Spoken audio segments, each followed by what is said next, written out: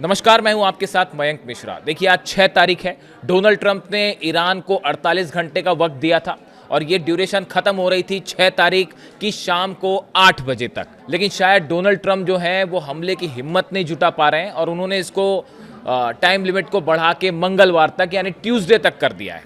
अब सवाल ये है कि डोनाल्ड ट्रंप अब आगे क्या करना चाह रहे हैं। देखिए, आज सुबह डोनाल्ड ट्रंप की तरफ से कुछ मैसेजेस आए सोशल मीडिया पर और उसमें उन्होंने एक तरफ तो ये सब कहा कि जो है हम पावर प्लांट ईरान के तबाह कर देंगे, ब्रिज उड़ा देंगे, ऐसा हमला होगा जो पहले कभी नहीं देखा जाएगा। जिस तरह की बात डोनाल्ड ट्रंप करते आए हैं उसी तरह की उन्होंने बात कही और कहा कि बस मंगलवार तक का, ट्यूसडे तक का समय है ईरान के पास, वगैरह वगैरह इस तरह की बातें की उन्होंने। लेकिन उसके साथ उन्होंने ये भी कह दिया कि ईरान से बात हो रही है। देखिए, जैसे ही उन्होंने ये कहा कि ईरान से बात हो रही है तभी बड़े सारे डिफेंस एक्सपर्ट इस बात को समझ गए थे कि अब शायद डोनाल्ड ट्रंप हमला करने की हिम्मत नहीं जुटा पा रहे हैं, क्योंकि वो अच्छी तरह से जानते हैं, अमेरिका इस बात को अच्छी तरह से जानता है कि अगर ईरान के पावर प्लांट्स पर हमले होते हैं, ब्रिजेस को उड़ा दिया जाता है या ऑयल फैसिलिटीज़ पर हमला होता है तो उसका नतीजा क्या होगा, उसके बाद अरब में क्या होगा, उसके बाद इजराइल में क्या होगा, उसके बाद डिमोना न्यूक्लियर सेंटर पर क्या, नेगेव जो है शिमोन पेरेस न्यूक्लियर सेंटर, उस पर क्या होगा। ये अंजाम को अमेरिका भली भांति समझता है।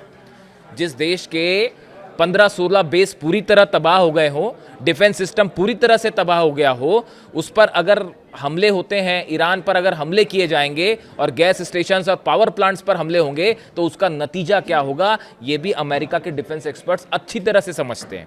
शायद यही वजह है कि जो बात है उसको आगे बढ़ा दी गई और फिलहाल ये कह दिया गया कि अब ट्यूसडे तक का, मंगलवार तक का समय है। लेकिन ईरान की तरफ से रिएक्शन आया है।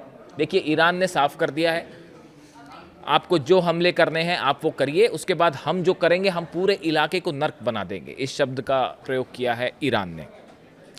इस बीच देखिए, दो बेहद अहम खबरें आई हैं जो कि हॉर्मूज से जुड़ी हुई हैं। देखिए, मामला एक बार फोकस फिर से हॉर्मूज पर हो गया है। डोनाल्ड ट्रंप ने पहले कहा कि हॉर्मूज खोलना हमारा काम नहीं है, इस तरह की उन्होंने बातें की।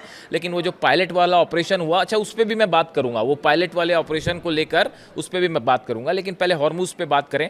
हॉर्मूज को लेकर डोनाल्ड ट्रंप ने कहा था कि अब ये खोलना हमारा काम नहीं है, हम जो है हमारे पास बहुत ऑयल है। लेकिन अब फिर से वो हॉर्मूज पर आ गए और कह रहे हैं कि हॉर्मूज खोलिए वरना हम हमला करेंगे। अब बताया ये जा रहा है, इसी बीच एक बेहद अहम खबरें हैं, दो बेहद अहम खबरें हैं। एक तो ये दावा किया जा रहा है कि चीन के 5 जहाज जो हैं वो ईरान पहुंचे हैं स्ट्रेट ऑफ हॉर्मूज होते हुए। 5 जहाज। देखिए, चीन की बात करें तो institute for the study of war ISW के रिपोर्ट के मुताबिक चीन ईरान की बैलिस्टिक मिसाइल ताकत को मजबूत करने में जुटा हुआ है। और टेलीग्राफ के हवाले से खबर है कि कम से कम 5 बार सोडियम पर क्लोरेट जो केमिकल होता है, इससे लदे हुए 5 जहाज जो हैं वो पहुंच चुके हैं ईरान।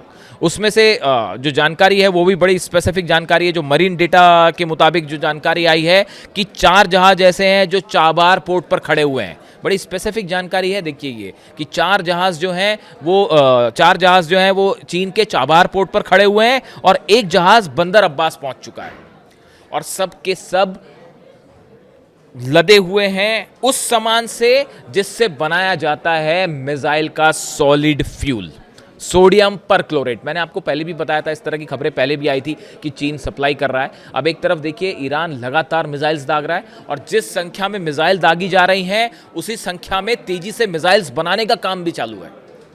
और जो मटेरियल है, देखिए आप, जो हमले हो रहे हैं अमेरिका और इजराइल के, वो हमले उन फैक्ट्रीज पे हो रहे हैं जहां मिसाइल्स बनती हैं, उन इंडस्ट्रियल एरियाज को टारगेट किया जा रहा है जहां पे वो सामान बनता है जिससे मिसाइल बनाने के काम आता है। अब इसकी भरपाई कैसे हो रही है?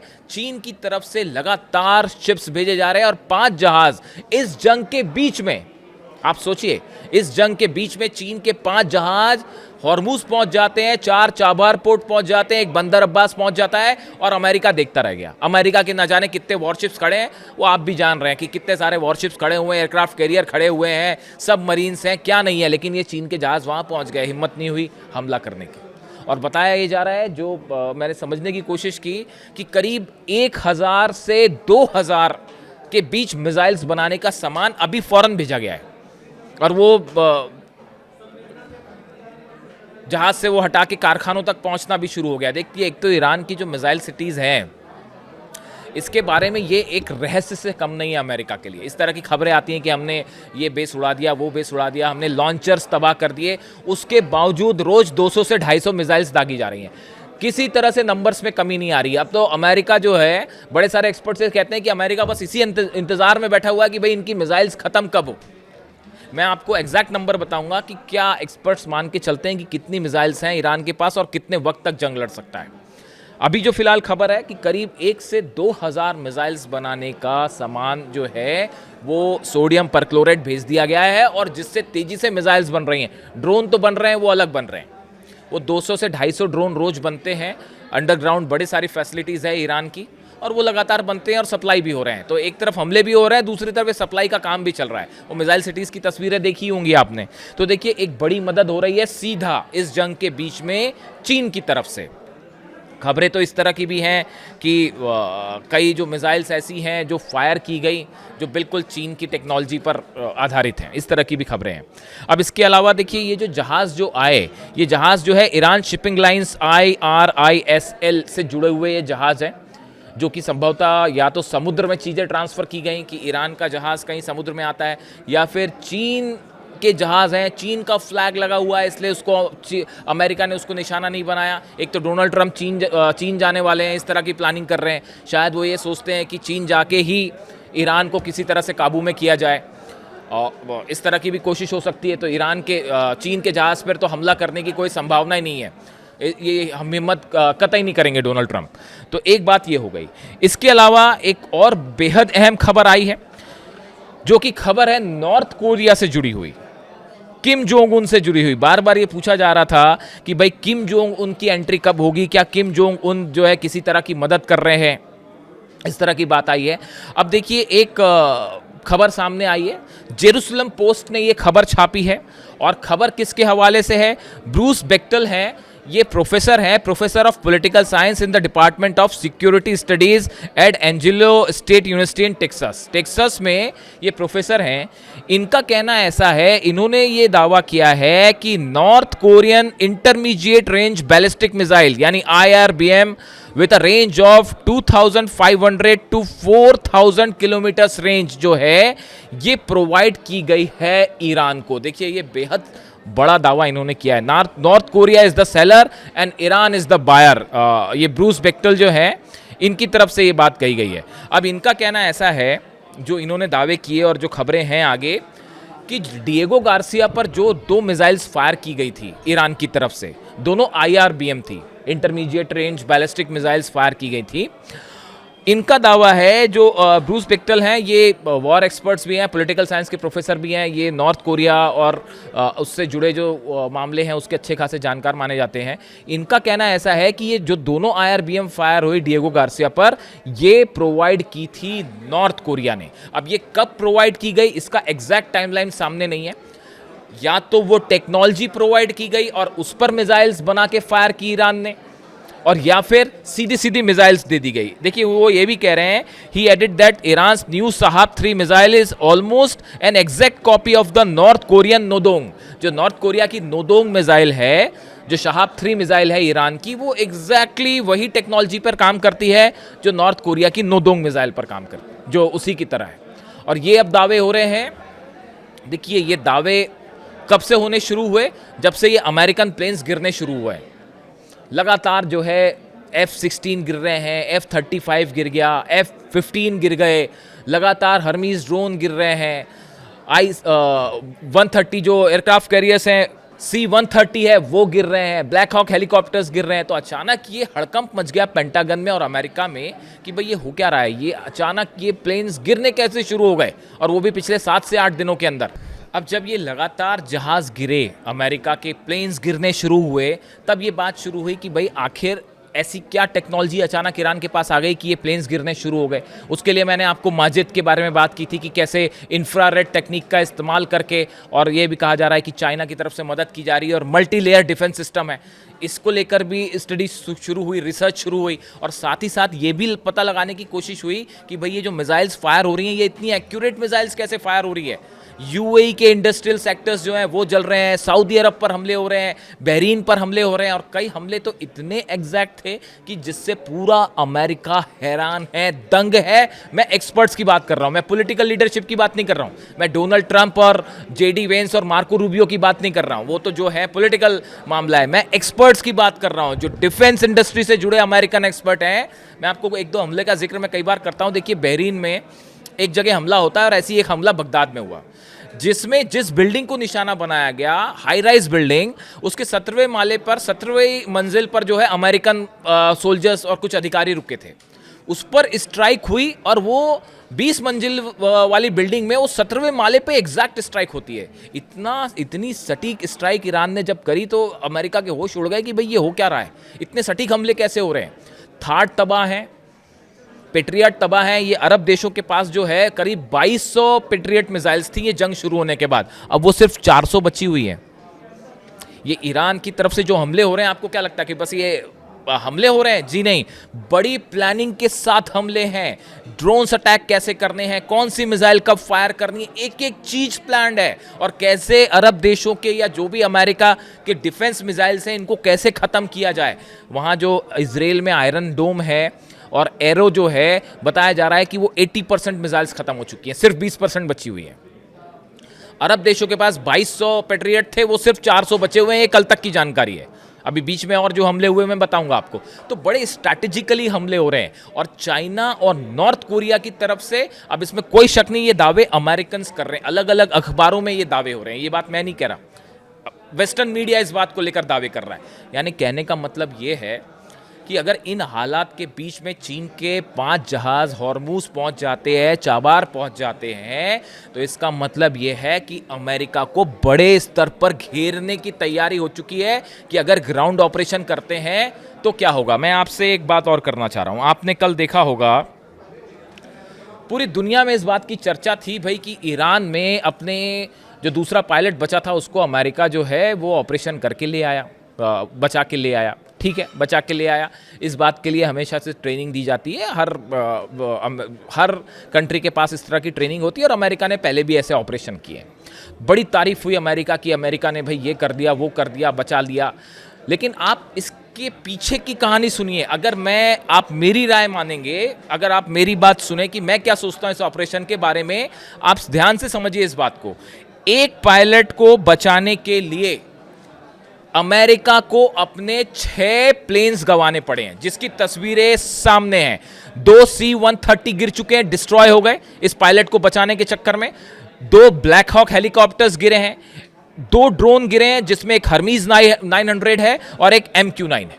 यानी कि 6 जहाज जो अमेरिका के हैं वो इस पायलट के रेस्क्यू के दौरान तबाह हो गए। अगर अमेरिका के एक पायलट को बचाने में, जो कि ईरान की धरती पर था, उसे बचाने में अगर अमेरिका के 6 प्लेन तबाह हो गए, तो आप सोचिए कि अगर अमेरिका के 1000 सोल्जर्स उतरते हैं ईरान की धरती पे और उन सबको घेर लिया गया, तो फिर वो 1000 सैनिक या 2000 या 3000 जितने अमेरिका भेजेगा, उनको कैसे बचाएगा अमेरिका, और उनको बचाने के लिए कितने जहाज लगेंगे। जरा सोचिए इस बात को। 2 पक्ष थे इस कल पायलट वाली घटना के। मैं देख रहा था, मैंने बड़े सारे मीडिया आउटलेट्स देखे, बड़े सारे एक्सपर्ट्स की बात सुनी, तो अधिकांश लोग इस तरह की बात कर रहे थे कि भाई ये बड़ा ही सफल ऑपरेशन था ईरान का। लेकिन आप डोनाल्ड ट्रंप का गुस्सा देखिए, फ्रस्ट्रेशन देखिए। 6 जहाज अगर डाउन हो जा रहे हैं अलग अलग, और वो भी उसमें C-130 हैं, ब्लैक हॉक हेलीकॉप्टर्स हैं, सब कुछ अगर गिर जा रहे हैं और ईरान ने मार के गिराया, इसमें कोई शक नहीं है। तो ऐसी सूरत में अगर 1000 सैनिक जब आप ग्राउंड ऑपरेशन के लिए उतारेंगे, वो फंस गए तो क्या होगा।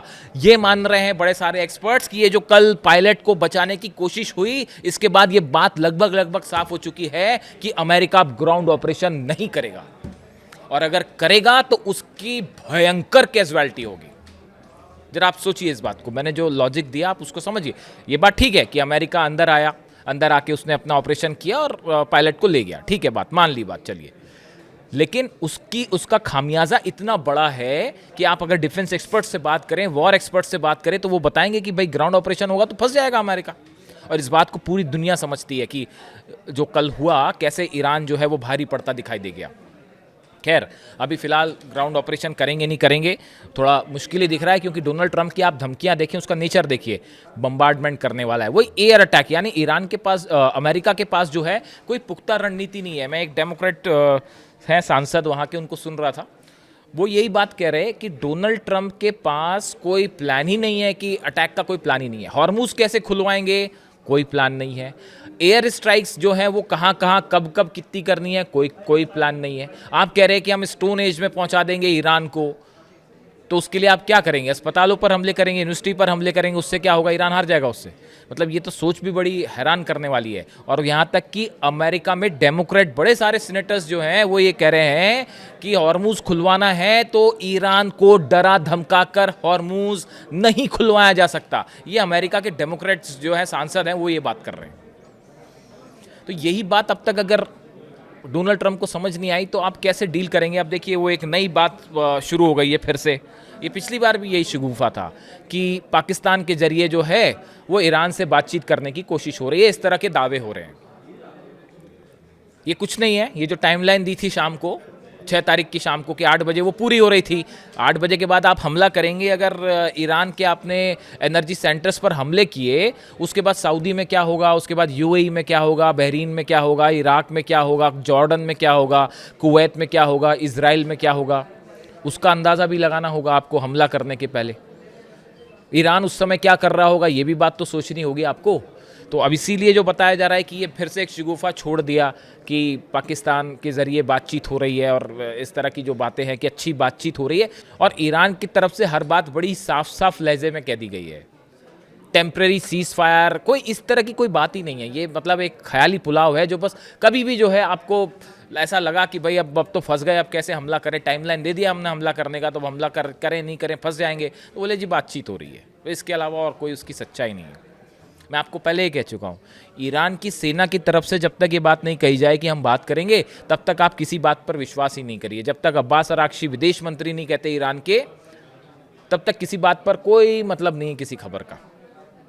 और फिलहाल हालात ये है कि चाइना की भी धमाकेदार एंट्री है, नॉर्थ कोरिया की भी धमाकेदार एंट्री है, और रूस क्या चाहता है वो भी अपने आप में एक बड़ा ज़बरदस्त दावे हो रहे हैं। जिस तरह से बुशर पर हमले हुए, उसको लेके मैं अलग से बात करूंगा। वो जो न्यूक्लियर प्लान जो है वो बताया जा रहा है कि रूस के विदेश मंत्री ने बात की है ईरान से।